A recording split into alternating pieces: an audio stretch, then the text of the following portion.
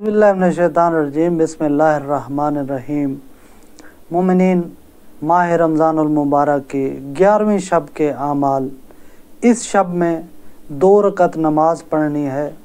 उसकी नियत करता हूँ या करती हूँ 2 रकत नमाज नफिल कुर्बतन इल्लल्लाह, अल्लाहु अकबर। और उसके बाद अलहम्द पढ़नी है। अलहम्द के बाद 20 मरतबा सूरह कौसर की तिलावत करनी है। फिर इसी तरह दूसरी रकत में दुआ कनूत और अलहम्द के बाद फिर 20 मरतबा सूरह कौसर की तिलावत करनी है और नमाज को मुकम्मल करना है।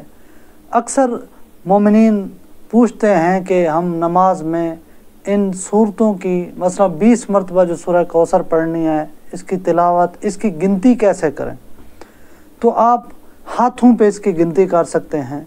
मसलन ये जो हाथ उंगलियां हैं, 4 उंगलियां, एक अंगूठा है, इस पे जो 3 निशान हैं, इसको आप गिने नमाज पढ़ते वक्त। एक दफ़ा पढ़ ली, फिर दूसरी दफ़ा, फिर तीसरी दफ़ा, अगर इसको गिने तो 15 बनते हैं।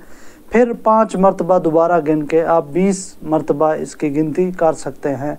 और उसके बाद नमाज को मुकम्मल करें। नमाज मुकम्मल जब हो जाए तो उसके बाद तस्बीह पढ़ें, तस्बीह बीबी फातिमा ज़हरा, और उसके बाद दुआ मांगें तो अल्लाह ताला आपको इसका बहुत ज़्यादा अज्र देगा और आपकी तमाम दुआएं कबूल फरमाएगा और आपके तमाम गुनाह माफ़ कर देगा।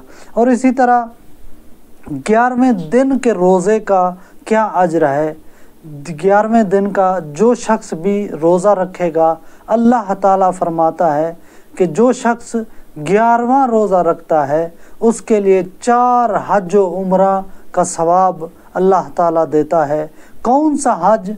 हर वो हज जो पैगंबर के साथ अदा किया गया हो, और हर उम्रा जो किसी सिद्दीक या शहीद के साथ अंजाम दिया गया हो, उसका सवाब खुदावंद मुताल उसको अता करेगा जो 11वां रोज़ा रखेगा। और हमें तमाम मोमिनीन को चाहिए कि 11वें दिन का रोज़ा रखे और 11वीं शब के आमाल अंजाम दे, ताकि खुदावंद मुताल हम सब के तमाम गुनाह माफ़ कर दे और हमें अज्र अज़ीम अता फ़रमाए। अल्लाह